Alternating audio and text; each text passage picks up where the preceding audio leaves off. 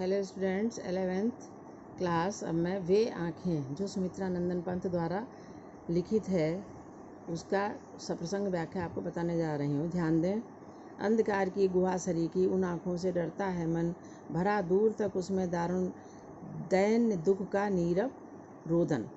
वो आँखें किसान की जो अब हर प्रकार से निराश हो चुकी हैं, निराशा ही निराशा जिनमें भरी हुई है, उन आँखों के विषय में सुमित्रा नंदन पंत जी कहते हैं कि अंधकार की गुहा सरीखी आज उन किसानों की आँखें जिनका सब कुछ लुट चुका है, उन आँखों को देखकर मन डरने लगा है। क्योंकि वो अंधकार से भरी हुई गुफा के समान हो गई हैं। भरा दूर तक उसमें दारुण दैन्य दुख का नीरव रोदन। अब उनको देखकर रोना ही रोना दिखाई पड़ता है, क्योंकि उनमें दूर दूर तक कोई भी आशा की किरण नहीं दिखाई पड़ रही है। ऐसा लग रहा है उनमें घनघोर अंधेरा भरा हुआ है। अगला है, वो स्वाधीन किसान रहा अभिमान भरा आँखों में इसका, छोड़ उसे मझधार आज संसार कगार सदृश वो खिसका।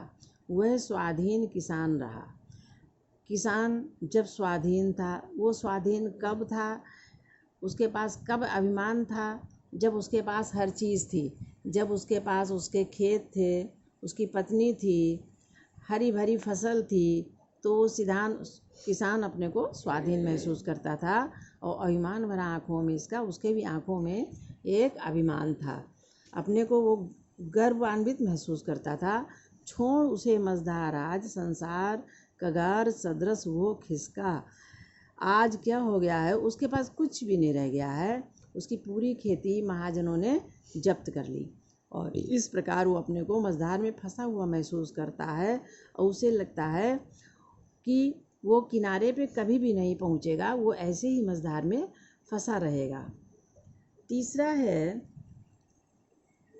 लहराते वे खेत द्रगों में हुआ बेदखल, अब वह जिनमें हस्ती थी उसके जीवन की हरियाली जिनके तृण तृण में। लहराते वे खेत द्रगों में, वो भी स्वप्न देखता है तो उसे याद आता है कि कभी उसके खेत लहराया करते थे, हरियाली उस खेतों में घूमा करती थी। हुआ बेदखल, अब जिनसे, लेकिन अब वो बेदखल हो गया है। अब कोई भी चीज़ उसके पास नहीं रह गई है, क्योंकि उसकी पूरी खेती महाजनों ने उससे छीन ली है।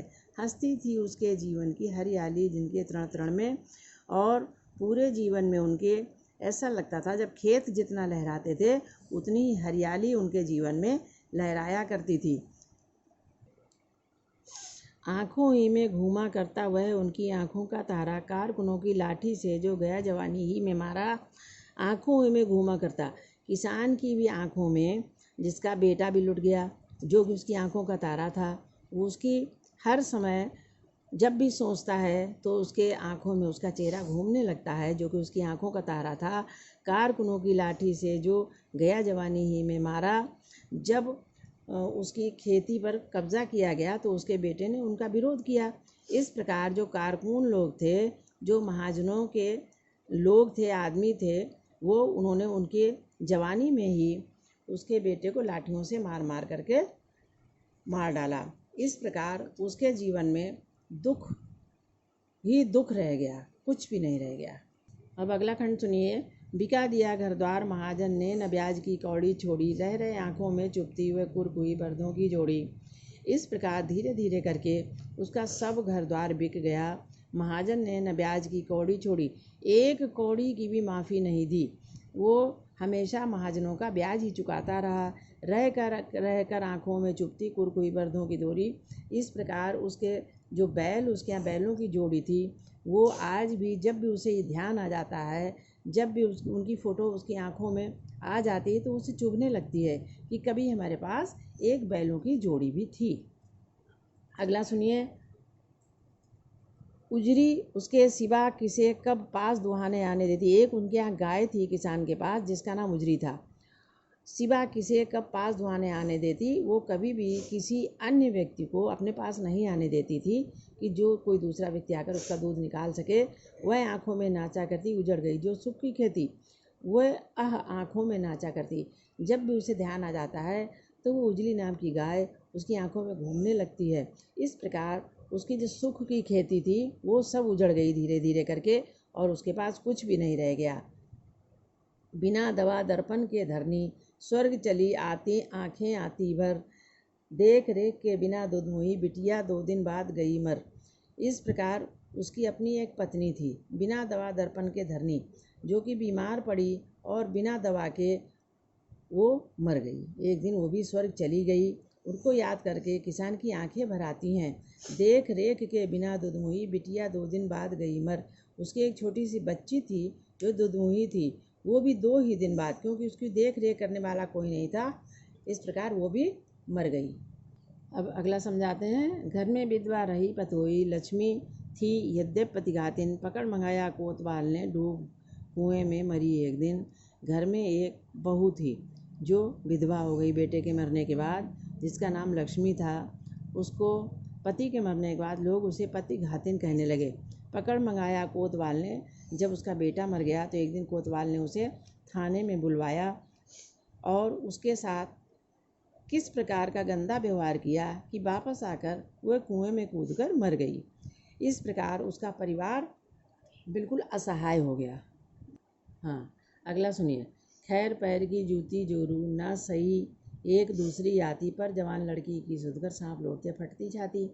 उसने औरत को पैर की जूती बताया है कि जैसे हम पैर की जूती को बदल देते हैं फट जाने पर, ऐसे ही अगर एक औरत मर जाती है तो हम दूसरी ले आते हैं।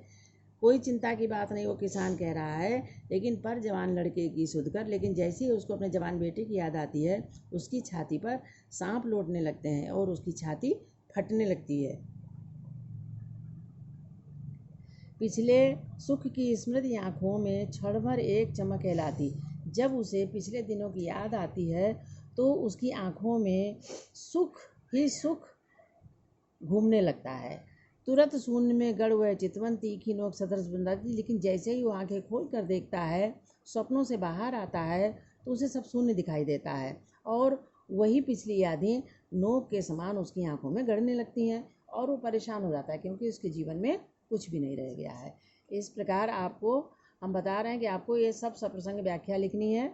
संदर्भ एक बार लिखिएगा, तो एक एक लाइन का प्रसंग लिखते हुए फिर अपनी व्याख्या लिखिए और इसमें फिर विशेष लिखकर, विशेष में जो भी आपको कहीं पर कोई अलंकार दिखाई देता है तो वो आप अलंकार ज़रूर दिखाएं। समास अलंकार जो भी आपको दिखाई दे वो समास की अभिव्यक्ति करें।